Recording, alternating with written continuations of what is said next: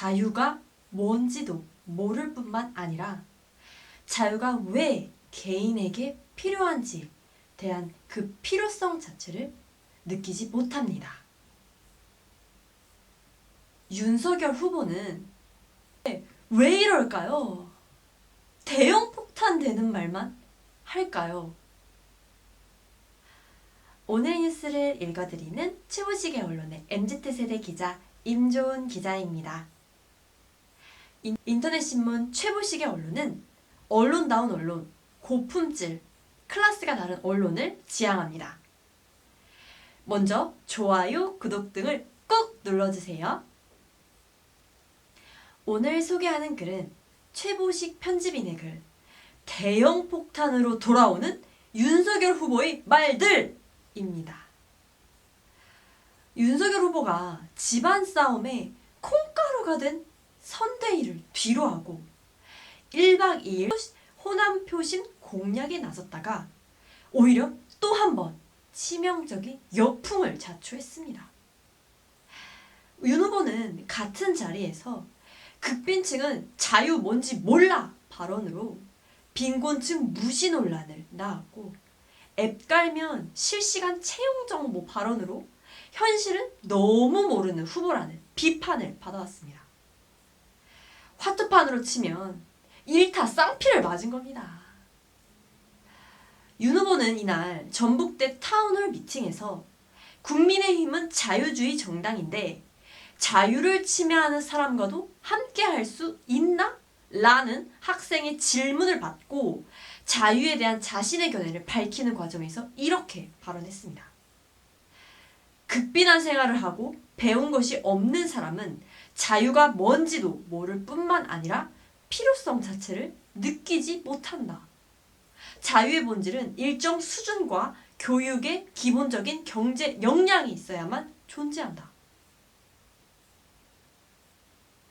먹고 사는데 너무 힘들고 또 못 배우면 자유의 가치를 생각할 여유가 없다는 뜻으로 한 겁니다.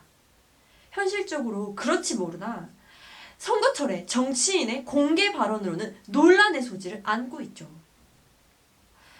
가령 자유의 가치를 느끼는 것이 과연 사회 경제적 여건과 연동되는가?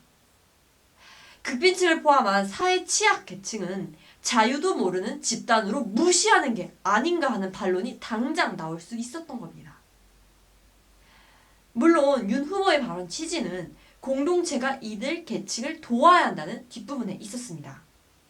자유의 필수적인 조건은 공동체에서 상당한 정도의 세금을 걷어 어려운 사람들과 함께 나눠 그분들에 대한 교육과 경제 기초를 만들어주는 것이다. 발언이 너무 나갔다는 걸 의식한 듯 윤 후보는 취재진과의 질의응답에서 그분들을 무시하는 게 아니라 오히려 그분들을 도와드려야 한다고 얘기한 것이라며 사는데 끼니 걱정을 해야 하고 사는 게 힘들면 그런 거 자유를 느낄 수 없다는 것이라고 해명했습니다. 하지만 발언을 하고 길게 해명해야 할 필요성을 느꼈다면 대선 국면에서 그 발언은 애초 잘못 꺼낸 겁니다. 윤 후보는 또다시 자신을 공격할 호재거리를 여권에 던져준 셈이죠. 윤 후보의 발언이 알려지자 여권은 기다렸다는 듯 구시대적 극빈층 무시 발언으로 몰며 총공세를 퍼부었습니다.